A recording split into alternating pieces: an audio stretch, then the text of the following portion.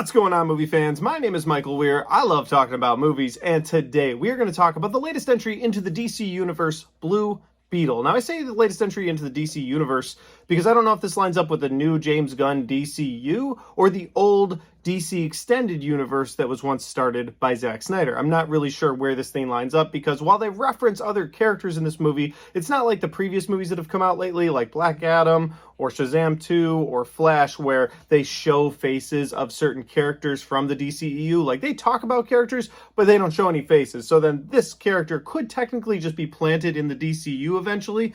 And they'll be like, yeah, see, he was in the DCU all along. Not that that really matters too much because a good superhero movie should stand on its own. It shouldn't need 30 movies surrounding it on either side for you to understand it. Yeah, of course, you're going to have movies like Infinity War and Endgame that needed that gigantic buildup. But for the most part, the first couple phases of the MCU stood on their own. You could watch one of those movies and be like, all right, well, I just jumped in here and I had a really good time with this movie. And now I feel like comic book movies have gotten to the point where you have to see 18 shows, a couple movies, just to understand what's going on. And I'm happy to report with Blue Beetle, and we'll get to my official review here in a second, but I'm happy to report that you don't need to do that with this movie. You could jump right in and just enjoy a superhero movie. With that said, let's get to my review for Blue Beetle. Whatever you can imagine, I can create. Let's party. Yeah! Nice choice. I just want to...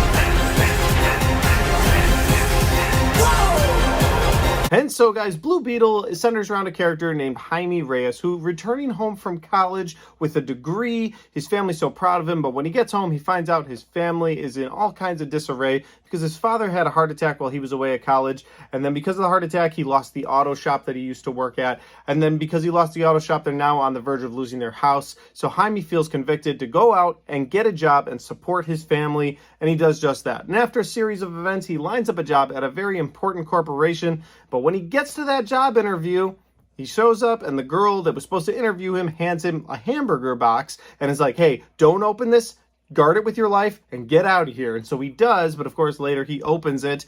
And once he opens it, he finds the Blue Beetle scarab sitting inside of that box. And so he takes it out and it attaches itself to him and he becomes the Blue Beetle. That's the setup for the movie. I feel like that's a decent setup without spoiling anything. And if you're wondering who the villain is in this movie, well, it's an evil corporation. That's it. We'll get into my likes and dislikes here in a second. But yeah, that's pretty much the synopsis for the movie.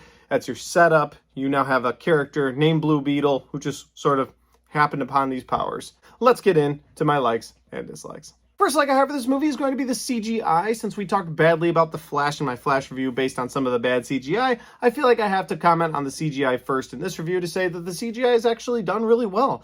I wasn't sitting there during the movie going, oh, that looks out of place. Oh, that looks really bad. And I swear it looks like your main character is actually wearing the Blue Beetle outfit. Unlike any time you saw Ezra Miller in a Flash outfit, it just looked fake. Like his head looked somewhat detached from the rest of his body. While I loved the Flash movie, the issue with the CGI is still there, and I don't think they're going to give us a cleaned up version of that on 4K. I don't think they dumped any more money into this movie, so that was the Flash. But as far as Blue Beetle goes, I wanted to give it props for the CGI because it looked pretty good to me. The next like I have for this movie is going to be the origin story. Look, I've seen Batman's origin story a million times. I've seen Spider-Man's a million more times. So getting into this origin story, it felt fresh. And while the movie does feel like it takes from certain elements of other movies, which we'll get into in a minute, I did like that the origin story itself felt fresh. When I was watching his story unfold, I was like, this is legitimately a character that I know nothing about, and so I enjoy watching a fresh origin story. Like, if he had just shown up as Blue Beetle, I would have felt like I missed something.